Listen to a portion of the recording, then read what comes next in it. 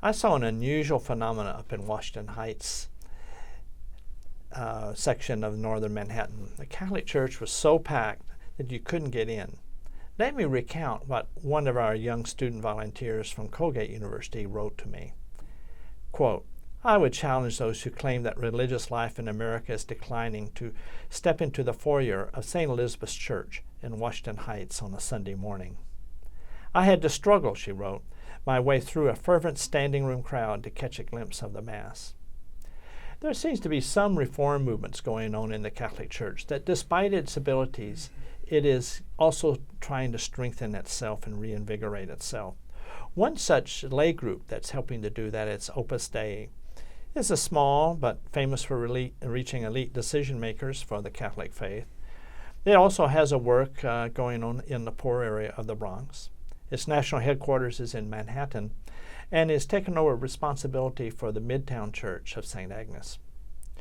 Now, you might have come across this organization if you watched the movie The Da Vinci Code, which infamously portrayed Opus Dei as a sinister international Catholic conspiracy.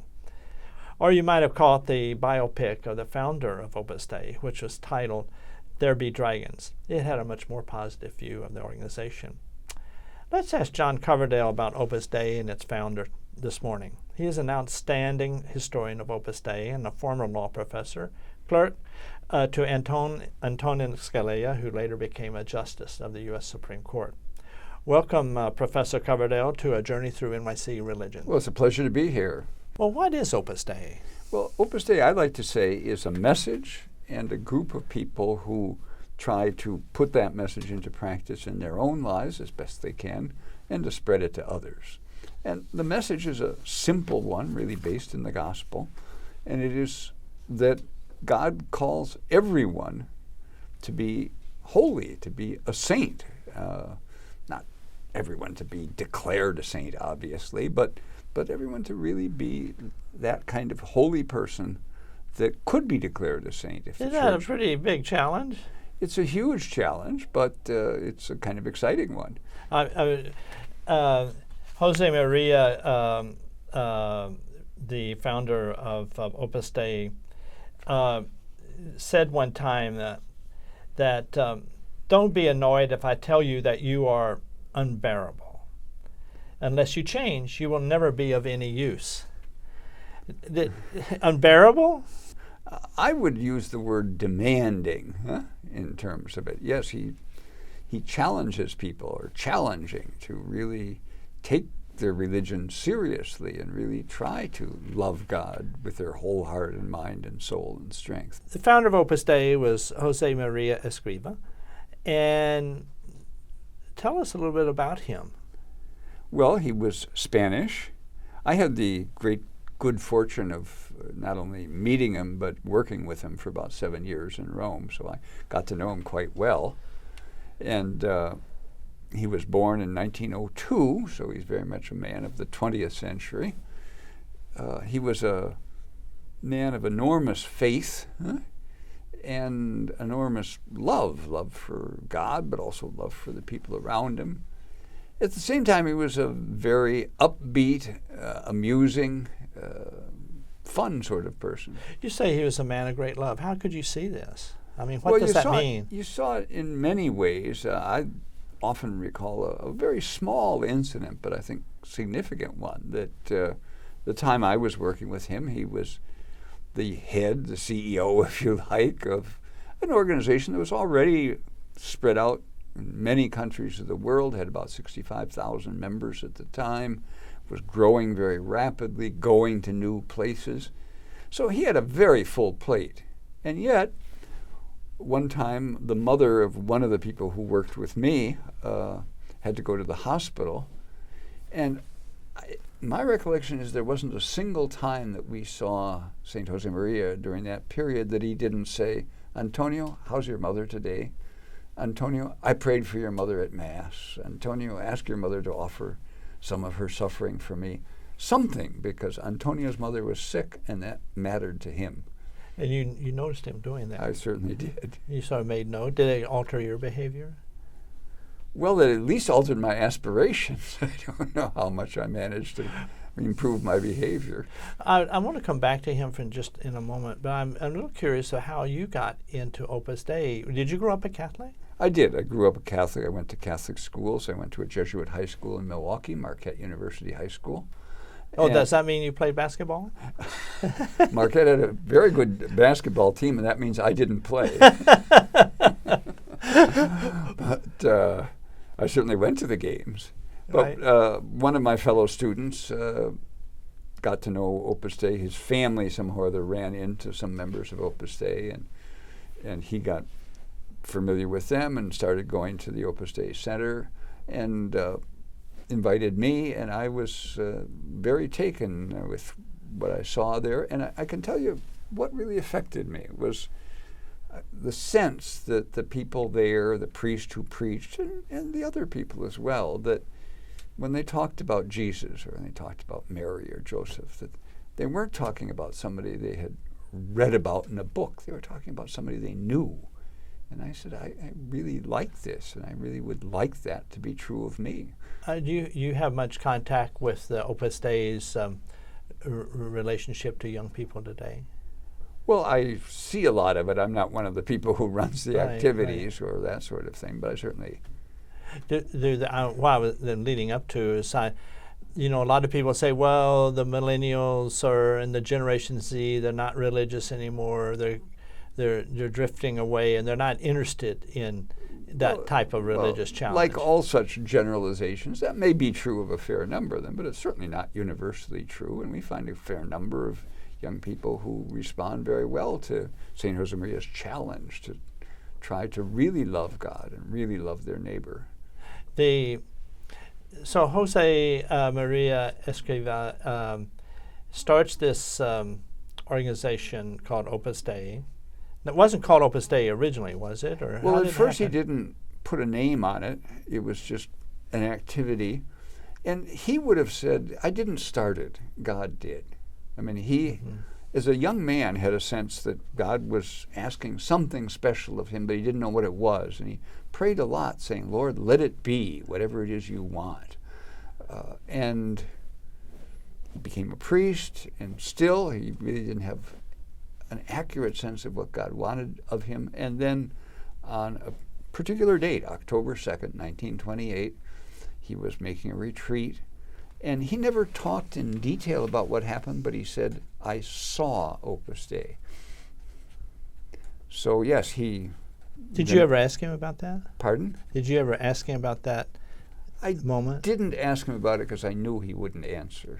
I mean, he didn't like to talk about these, I think you have to say, mystical phenomena in his life. Was he, now you were with him for a number of years. Yes, 7. 7 years.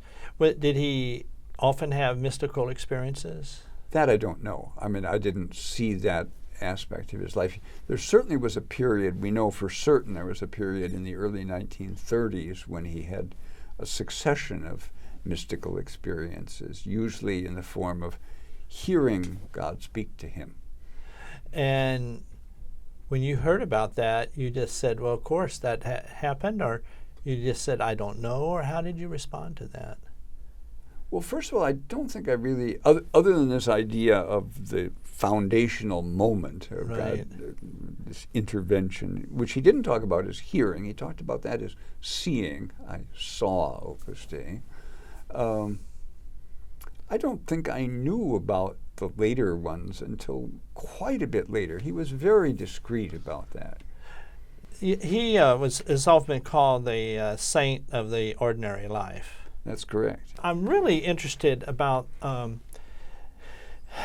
your experience with Jose Maria Escriva. We don't have that opportunity today. In fact, what I think we'll do is we're going to run a short 1-minute video of him, and then I want to ask you some questions about him. Great. Okay? Jose Maria Escriva is known as the saint of ordinary life. It was Escriva who founded Opus Dei, meaning the work of God, on the principle that people can find God right in the middle of their everyday lives. Yo no he fundado el Opus Dei. El Opus Dei lo ha hecho, es cosa del Señor. Yo no he sido más que estorbo. ¿Está claro? Jose Maria had a powerful vision that deep spirituality could infuse every aspect of people's lives, and they could love and serve God in their everyday work, with their families and in their friendships. Tú y yo debemos ser rebeldes de los otros, de los que dan soluciones. Soluciones de justicia y soluciones de caridad. Soluciones de cristiano. He was a priest who spent his life teaching ordinary people. Well, that was really a very lively interaction he had in that tape with the audience. Was he always like that? Well, he was certainly normally like that. Obviously, he had days when he was very tired. I remember at least one occasion when we were working where he was so exhausted that he really just kind of couldn't go on for a little while, and then kind of reacted and picked up the work again. But normally, yes, he was very upbeat and lively. Did he ever get depressed? Because you know, Mother Teresa had a real struggle with the dark side of life. Did he ever have those moments? We know that he did during a number of months during the Spanish Civil War, when he was hiding out because priests were in danger of being killed. They would kill them, right? They killed about 7,000 priests during the war. That's unbelievable. So he was hiding out, and he did go through a period of what I think people specialize in this kind of thing called the dark night of the soul. Yeah. The interesting thing, though, I think, was that at the time he was living with about 5 or 6 other people crammed into a tiny little room, and none of them were aware of that at all, that his exterior behavior and conversation all didn't betray that interiorly he was suffering a great deal. And when you were with him, it wasn't typical to see that he would be, you know, sort of down, or this week wasn't that great, or... No, quite the opposite. I think of him as cheerful, upbeat, and with an ironclad faith that things will go well because this is what God wants us to do. He was a humorous guy, not in the sense of jokes, but in the way he approached things. Is that true? That's very much true, yes. And in fact, we have a fair number of films of his meeting with groups of people, sometimes big groups like in a theater. And often there, the people are laughing. Usually Americans watching it don't laugh because they're not jokes that he tells. It's just the exact right word. It's the tone of voice. It's the lift of the eyebrow. Yeah. Yes. But yes, he was funny. Now, I know that his personality obviously had to be pretty big. He had an influence. Did he have when you were around him? Did you feel sort of that he was a different type of person, that he was having influence on you at a deeper level than normal? No, I certainly did. I mean, it was obvious that he was in another category from me. How did you see that? Well, I saw it many ways, I guess, but one, simply the degree of his affection for people, his warmth, his concern, also just the vividness of his faith. I mean, he could be having a conversation with a group of people and talking about whatever, you know, something that had happened recently or whatever, and then seamlessly be talking about the Trinity or about Jesus or Mary or Joseph. And why? Well, because they were as real to him as the thing he had seen on the street. They weren't two different kinds of realities. They were his life. So the reality of the Spirit just sort of lived around him, and that's what was the constant impact on you and other people. I think that was it, yes. Did you know that this is a man that might be recognized as a saint in the Catholic Church? In a sense, I knew it. In this sense, that I certainly knew that he was someone who was living faith in God and love of God and love of other people to an extraordinary degree, and that's what being a saint is. But I don't think I ever asked myself that question or thought about him with the word saint, because even though Opus Dei's message is that everyone is called to holiness, to sanctity, still in all, we tend to think of the saints like plaster statues, kind of rigid. And he was anything but a plaster statue. He was a very dynamic, lively human being. But he's now officially He is officially recognized a saint. as a saint. Yes, he is. And that was a wonderful moment. I was there in St. Peter's Square with about 300,000 other people. When was that? That was in 2002. He was 1992. He was declared blessed. 2002, he was declared a saint by Pope John Paul, who was already very ill and sick at that time, but wanted to personally officiate at the ceremony. It was a wonderful moment. I take it to become recognized as a saint in the Catholic Church, that it's quite a long process. Yes, it is. His process went quite quickly compared to how they usually go, but it involved a great deal of work of assembling all of his writings and assembling testimony from many people who knew him in the course of his lifetime. So this is more than a resume review. It's a life review. Oh, yes. It really has two parts, the process. One is kind of looking at the person's life in depth and saying, did this person really live a deep Christian life? And the other part is saying, we want God to witness to the holiness of this life by working a miracle through his intercession. Okay? And St. Josemaria, the miracle that was used for his canonization was a radiologist who had gotten some kind of skin cancer or something from working as a radiologist. And it's a condition that can be treated but has no cures, and he was cured of that. But you didn't. Then he passed away when? 1975. So he became about 7 years. Let's see, that's 17. It's about 27 years afterwards. He was recognized as the saint who he was. Are there other people in Opus Dei that are being considered for sainthood? There's about a dozen who are in one stage or another. As you said, it's a long process. Right. So there are about a dozen people. Two others have been declared blessed, which is the step immediately prior to being declared a saint. One of them was his successor, whose name is Alvaro del Portillo, and the other is a woman named Guadalupe Ortiz de Landazuri, a very difficult name to pronounce, who was a Spanish woman. Among other things, she started Opus Dei in Mexico.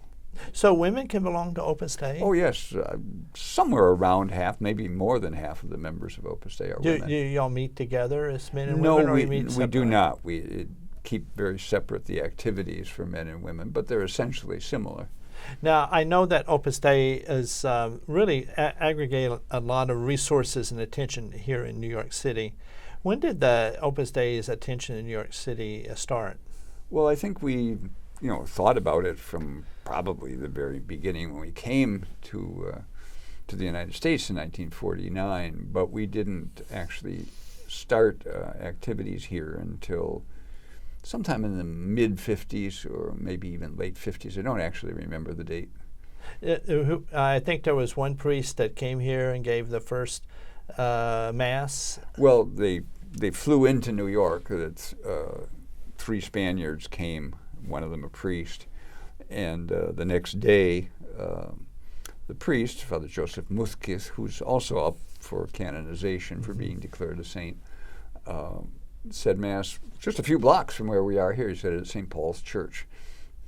And he actually, did he stay in the U.S. at that time, or? He stayed here for a good number of years. Then he went and worked in Opus Dei's headquarters in Rome. Then he went and helped out with Opus Dei in Switzerland. Then he returned to Spain and was the chaplain of a Opus Dei retreat center for quite a few years. And then he returned here and spent the final years of his life here. And he died in Boston. When did the Opus Dei open an office here? Here in New York? Yeah. Well, office. Or that's not important. Probably in the mid-1960s. Really? Yeah. But I don't think at that time, not many people had heard of Opus Dei in the United States. Is that Well, right? not as many as now, but it was certainly growing. By that time, there were probably 1,000 members of Opus Dei in the United States. How many are there now? I don't really know. We don't do statistics. I mean, I'm sure there are people in our offices who do know. It's not. I thought Opus Dei were, my impression with them in Spain, that they were the professionals and the managers, and that's one reason it was so popular. Well, there are a lot of professionals and management people belong to Opus Dei, but a lot of people are middle class or working class people. But it isn't that we don't know how to count how many people belong to Opus Dei, Right. but that St. Josemaриa's thought was, that there's no point in it's not about numbers. It's about reaching each soul one by one. In the ordinary life, how does, I know that when Opus Dei comes in as be part of somebody's life here in New York, New Yorkers have certain characteristics. They're busy. They're hurried. They are very focused. They're often type A. How does reading and listening to Jose Maria Escriviva's teaching and others, how does that change their life here in New York? Well, of course, it depends on each individual and each person. How did it change your life? How did it change my life? Well, almost completely. I mean, I've spent virtually my entire life as a member of Opus Dei. Yeah. And I remained celibate, single, because I felt that was what God was asking of me. Does that mean you are what they call a numerary? Yes, that's correct. What does that word mean? It doesn't mean anything much. It's really just a transposition from the Spanish, and I could give you a long explanation of where that word comes from in Spanish, but I don't think it's worth worrying about. I'm just mildly curious. Numerary means literally what? Well, literally it means of or pertaining to number, and it has to do with people being, like in the Spanish Army, the regular officers. There's actually a numbered list of all, say, the colonels, and so they are numeraries, because they have a number, and that was I think may still be true in the Spanish university, that the full professors there was a list of them. But it doesn't have much importance for the life of Opus Dei. So you've been in Opus Dei all your life. Yes, and I think the way it mostly changed my life was two things. One, to make me aware of the fact that God wants ordinary people, including me, strange though that may seem, to be, or at least to strive to be holy, and to be concerned about other people. I wish we had a little bit more time. I thought we might have 5 more minutes, but I think we do, because we're supposed to run over. So let's take that 5 minutes to talk a little bit about Jose Maria Escriviva's teaching. Okay. One, he wants a person to self-examine yourself. That's true. Is there a way of doing that? No. As in many things, his approach was to say this is an important thing to do, something you should do, but that how you do it depends on you and your personality and your circumstances. And I would say that's a kind of recurring theme in Opus Dei, of suggesting methods or goals, but not spelling out the details, leaving that to people's initiative. I mean, in the Catholic Church, of course, there's the rituals of life, whether Franciscan, spirituality. Yes. Does Opus Dei have such a type of?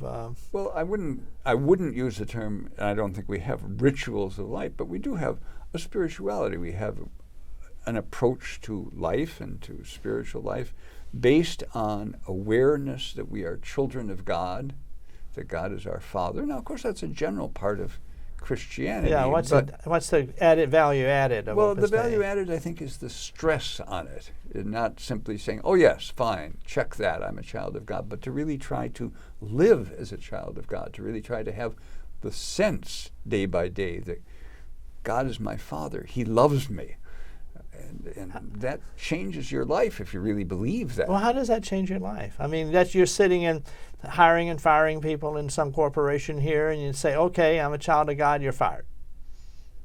What happens? Well, first of all, I think it changes that you wouldn't just say you're fired, that you would try to treat the person, if you have to fire them, with dignity, with charity, with concern. Yeah.